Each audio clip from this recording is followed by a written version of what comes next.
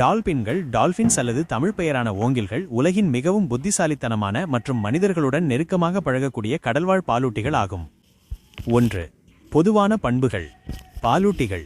டால்பின்கள் மீன்கள் அல்ல, அவை பாலூட்டிகள். அதாவது இவை குட்டி போட்டு பால் கொடுக்கும் மற்றும் நுரையீரல்கள் மூலம் சுவாசிக்கும். வகைகள். உலகம் முழுவதும் சுமார் 40 வகையான டால்பின் இனங்கள் உள்ளன. இதில் பாட்டில்நோஸ் டால்பின்கள் மிகவும் பிரபலமானவை.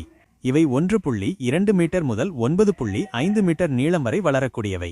கொலையாளி திமிங்கலம் ஆர்கே என்று அழைக்கப்படுவதும் உண்மையில் டால்பின் குடும்பத்தை சேர்ந்ததுதான். டால்பின்கள் தூங்கும்போது தங்களது மூளையின் ஒரு பாதியை மட்டுமே ஓய்வெடுக்கச் செய்கின்றன. மற்றொரு பாதி விழித்திருந்து சுவாசிப்பதையும் எதிரிகளிடமிருந்து பாதுகாப்பதையும் உறுதி செய்யும். தூங்கும்போது இவை ஒரு கண்ணை திறந்து வைத்திருக்கும். இக்கோலொகேஷன். இவை ஒலியை பயன்படுத்தி பொருட்களை அடையாளம் காணும் திறனை இக்கோலொகேஷன் பெற்றுள்ளன.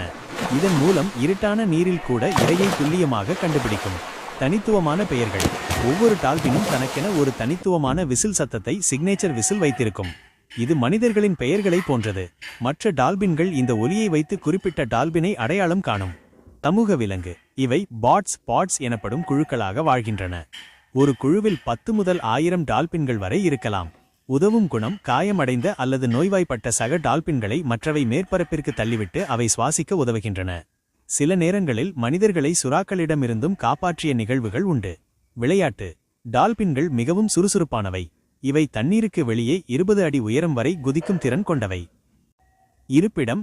பெரும்பாலான டால்பின்கள் உப்பு நீரில் வாழ்ந்தாலும் கங்கை மற்றும் அமேசான் போன்ற ஆறுகளில் வாழும் நன்னீர் டால்பின்களும் உள்ளன. இந்தியாவில் பீகார் மாநிலத்தின் கங்கை நதியில் காணப்படும் டால்பின்கள் இந்தியாவின் தேசிய நீர்வாழ் விலங்காக அறிவிக்கப்பட்டுள்ளன. டால்பின்கள் அதிக ஞாபக சக்தி கொண்டவை.